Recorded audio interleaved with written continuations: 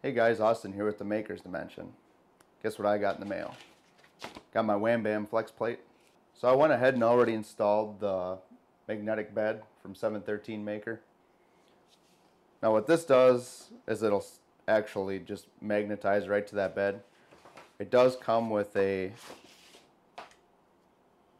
magnetic sheet that you can use for a printer that doesn't have a magnetic bed.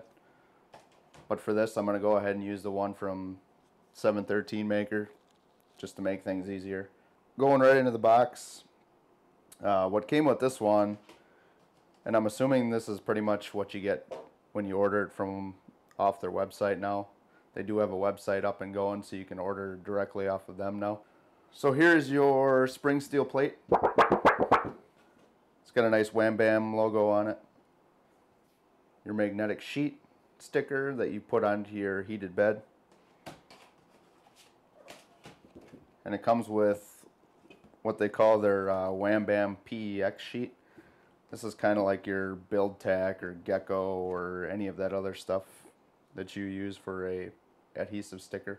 So why don't I get a couple close-up pictures of this? That way you guys can see what it looks like up close. So here's your magnetic sheet that goes onto your heated bed that your flex plate will adhere to. Over here is the actual flex plate itself. It does pick up fingerprints like you wouldn't believe, but this is kind of how it works. So this would be on your heated bed, and you just stick it on, align it, and you're ready to print. Here's the PEX sheet, PEX, PEX, however you say it. And this sticks onto the flex plate itself, right onto the flex steel. So you peel the backing off and you slowly work it onto the plate.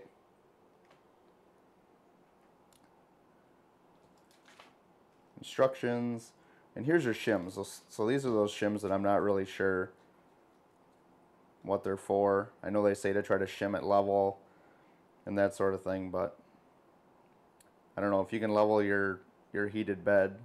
I guess to me that's kind of the same thing. Maybe I'm wrong, but I didn't have to do it. And here's your two stickers. So one thing they do say is that you might have to heat your bed up an extra 10 degrees Celsius from what you would normally heat it up to. I did find that to be the case. Normally for my PLA prints, well, when I was printing out this ED 209 model, there's some very fine line work on the bottom of the feet for the pads. And I print at a pretty fast speed, so when it was going over the top of it, once in a while it would bump it and rip off those treads, and I had to start over like 5 or 6 times. And I ended up doing all kinds of stuff, going to like a Z-lift, and I tried printing slower. The Z-lift obviously helped, but it made my print take a million times longer, so I prefer not to use that if I don't have to. And actually when I bumped up the temperature an extra 10 degrees, it was perfectly fine, so I was able to print normally after I bumped it up to 10 degrees. One funny thing is, actually, after I started printing with this, is I've never had to take the plate off and actually use it as a flex plate. So I don't know, I really like this material that they have for the adhesion sticker. It actually almost prints very similar to glass in my opinion, but it sticks better. I don't, for glass, once in a while you have to like put down glue stick or hairspray or whatever you use. With this you just kind of don't have to do that, but when it cools off it comes right off. I actually got a little video of me taking it off without actually using the flex. Alright, so here's what part removal looks like once the bed's cooled down. I actually probably don't even need to use the flex part of it. And that's it.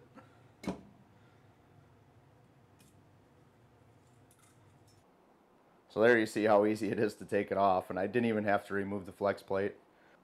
It would be interesting to see what kind of material or how much of the surface area I would have to cover before the flex was actually needed. So far everything's come off with basically zero effort.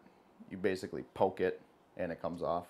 So the funny thing is I actually tried to get a print to stick to it so I could show you guys me popping the actual print off, and I can't. I've never had to actually flex it.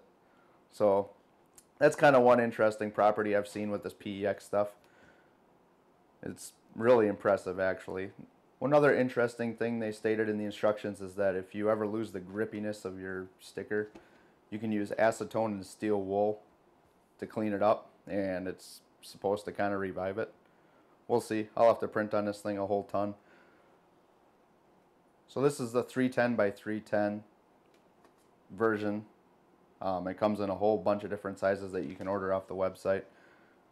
I got the 2-pack from Kickstarter. I figured I was going to be able to pull one off, throw it off to the side, get another print going. Kind of realized that's not the case. I probably don't even need to, but I'm thinking about building a second Railcore II. I guess I'll have a second one for that. So one thing I want you guys to know is they state that the sticker and the magnet itself can handle over 130 degrees Celsius. So for right now, I primarily print in PLA, PETG, and carbon fiber reinforced PLA and PETG. And so far, 70 degrees Celsius has been perfectly fine with this. I haven't had to go any higher than that. I can't speak for if any of that stuff will hold up beyond the 130 degrees Celsius they state, as I haven't really gone that high with it yet. But I might try some polycarbonate in the future, and we'll see how well it holds up. Alright, so I'm sure by now you're all wondering what my final thoughts are on the Wham Bam flex plate. I plan on buying this for every single one of my printers so far. The ease of use is amazing. It just works. I haven't had anything stuck to it so far. Prints come off real easy. I love the fact that it looks like it came off of a glass bed. Normally up until now, I pretty much refused to print on anything other than glass just because I like that smooth finish on the bottom. But it did cause some issues once in a while here and there. But if this thing keeps working the way it's working right now, I'm a buyer again and again and again. So if you guys like this little mini review, give me a thumbs up. Click subscribe if you'd like to see some videos in the future. I'm going to try to keep coming out with a little bit more content here and there. I'm just getting started, so I have quite a bit of equipment yet I have to purchase before I feel like I can really get the overall effect that I want to get, and a little bit of practicing in front of the video camera. Gotta love video editing.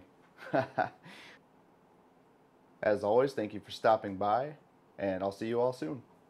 Have a good day.